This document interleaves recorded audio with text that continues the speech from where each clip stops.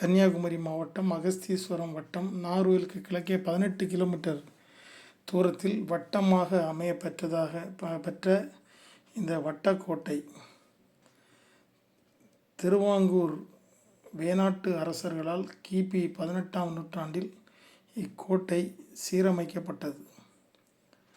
முதலில் செங்கல் கோட்டையான இந்த கோட்டை டச்சு தளபதி டிலனாய் அவர்களால்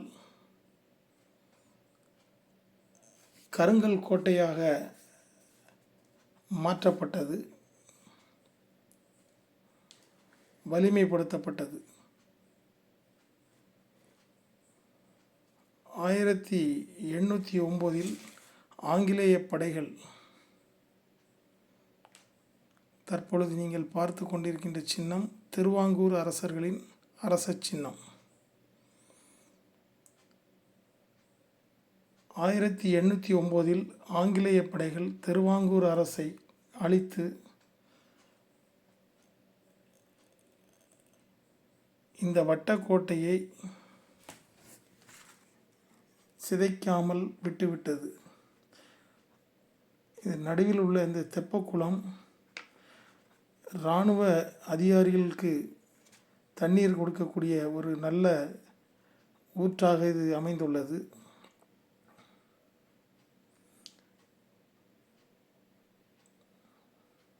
முத்துக்குளிக்கும் கன்னியாகுமரி துறைமுக பாதுகாப்பு அரணாக இங்குள்ள படைகள் செயல்பட்டன.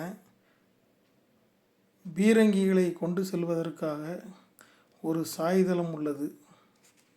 வெளிக்கோட்டை நன்கு செதுக்கப்பட்ட கருங்கற்களால் கட்டப்பட்டு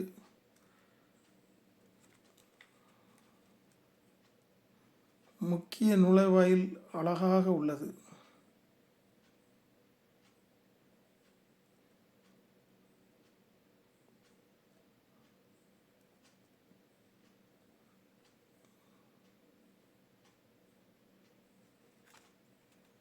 இந்த கோட்டையில் கண்காணிப்பு கோபுரம் மற்றும்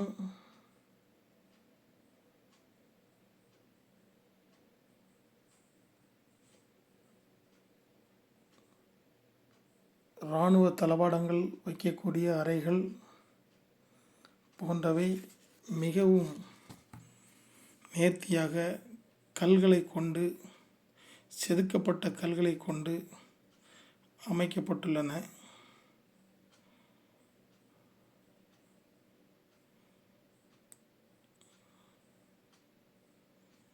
நீங்கள் அந்த கோட்டையின் வெளிப்புற காட்சியை தான் தற்போது பார்க்கின்றீர்கள். அந்த கடல் அலையானது அதன் மீது மோதினாலும் அந்த கோட்டைக்கு எந்த சேதமும் ஏற்படாது இருக்கின்ற வகையில் அந்த கோட்டை அந்த காலத்திலேயே அப்படி கட்டப்பட்டுள்ளது. கோட்டை மதிலின் மேல்புறம், கோட்டை மதிலின் மேற்கு புறம் கடல் அரிப்புகள் வராதபடி அந்த காலத்திலேயே கருங்கல்களை கொண்டு போட்டு அதன் மீது இந்த கோட்டை கட்டப்பட்டுள்ளது.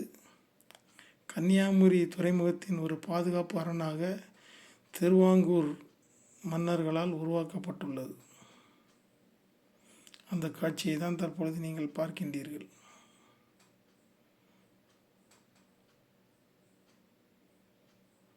கடல் அலைகள் அது மீது மோதினாலும் அந்த கோட்டைக்கு எந்த சேதமும் வராது.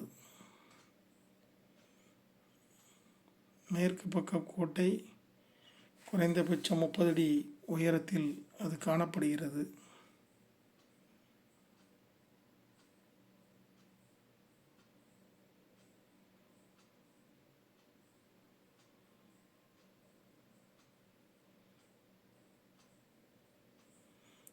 பீரங்கிகளை நிறுத்துவதற்கு வசதியாக சாய்தளங்கள் அமைக்கப்பட்டுள்ளன. அந்த வெளிப்புற மேற்கு பக்க வெளிப்புற கோட்டையின் உயரத்தை பாருங்கள். மிக உயரமான ஒரு கட்டிடம்.